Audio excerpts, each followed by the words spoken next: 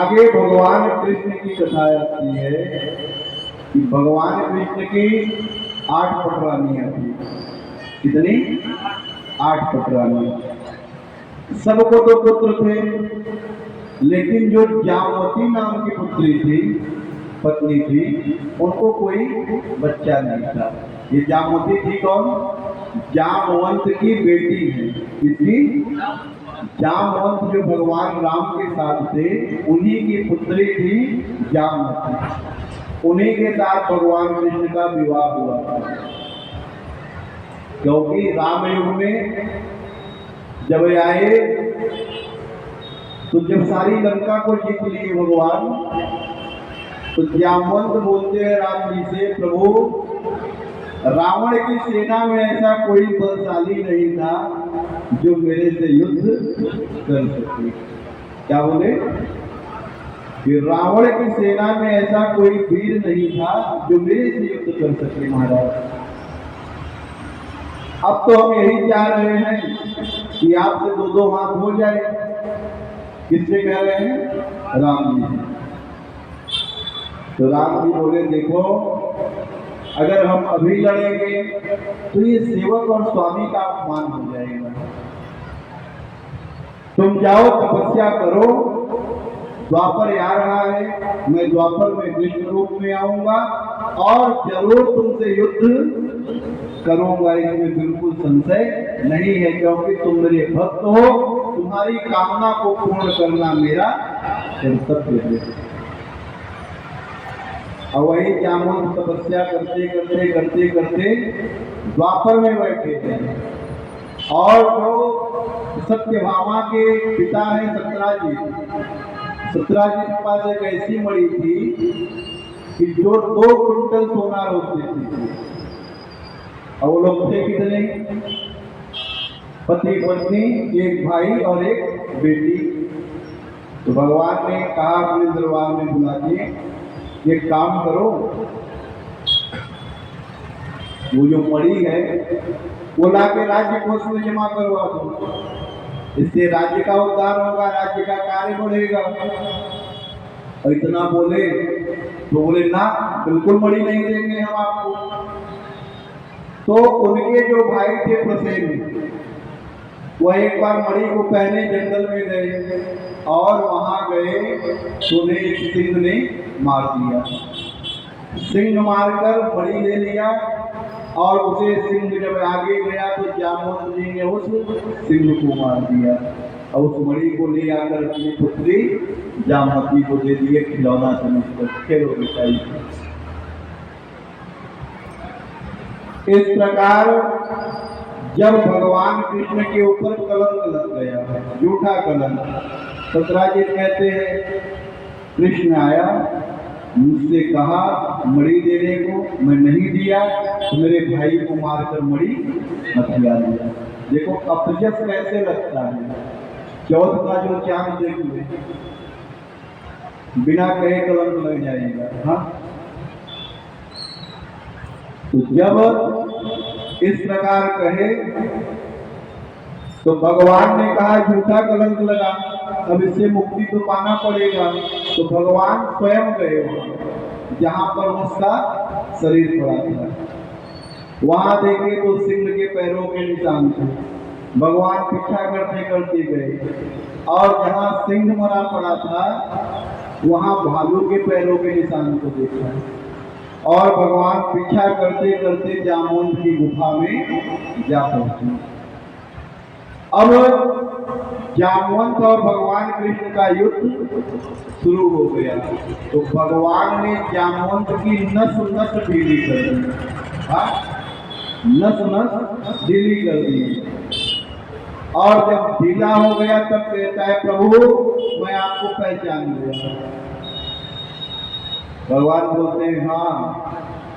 बोले अब मैं पहचान गया, आप मेरे प्रभु श्री राम हैं। भक्त की लाज रखने के लिए आप द्वापर में मेरा इंतजार करवाए और आए।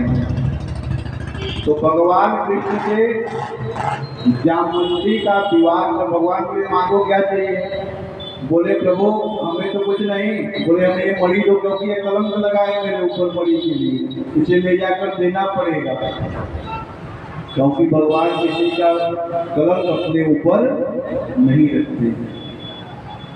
तो जामवंत कहते हैं कि मणि ही क्या, मेरी पुत्री भी ले जाओ अपने साथ, विवाह करके अब तो मैं केवल भजन करूंगा।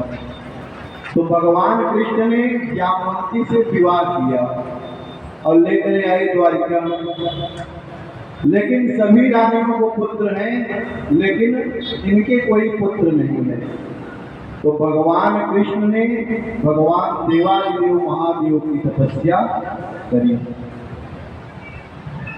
नमः शिवाय ओम नमः शिवाय, नमः शिवाय ओम नमः शिवाय, नमः शिवाय ओम नमः शिवाय, नमः शिवाय बोले नमः शिवाय। जटाधराय बोले जटाधराय, हर हर बोले नमः शिवाय, नमः शिवाय ओम नमः शिवाय, हर हर बोले नमः शिवाय, नमः शिवाय बोले नमः शिवाय, हर हर बोले नमः शिवाय। भगवान कृष्ण ने भगवान शंकर की तपस्या करी और तपस्या जब करे तो बाबा प्रकट हो गए, बोले कहो कृष्ण किस लिए हमें याद किए। और भगवान शंकर अकेले नहीं आए, उनके साथ माता पार्वती भी आकर के दर्शन दिए। भगवान कृष्ण ने प्रणाम किया, बोले महादेव आप तो सब जानने वाले हो, आपसे छिपा क्या है प्रभु। लेकिन एक बात कहें, हमारी सभी पत्नियों के तो पुत्र हैं, लेकिन जो जामवती है उसको कोई पुत्र नहीं है भगवान। तो ऐसी कृपा करो कि उसे भी कोई संतति हो जाए। देखो स्वयं भगवान कृष्ण भी इसका वजह किए। तो जब इस प्रकार प्रार्थना किए तो भगवान शंकर माता पार्वती कहते हैं कन्हैया, अब मैं कहती थी मैं जाऊंगी इनकी पुत्री बनकर, ये कहते थे कि मैं जाऊंगा इनका पुत्र बन के। अब तुमने जब तपस्या कर ही ली है तो अब हम दोनों एक साथ जामवती के पुत्र के रूप में आएंगे और नाम भी क्या होगा, सांब। जामवती का पुत्र कौन था, सांब। सांब का अर्थ शिव सहित अम्बा,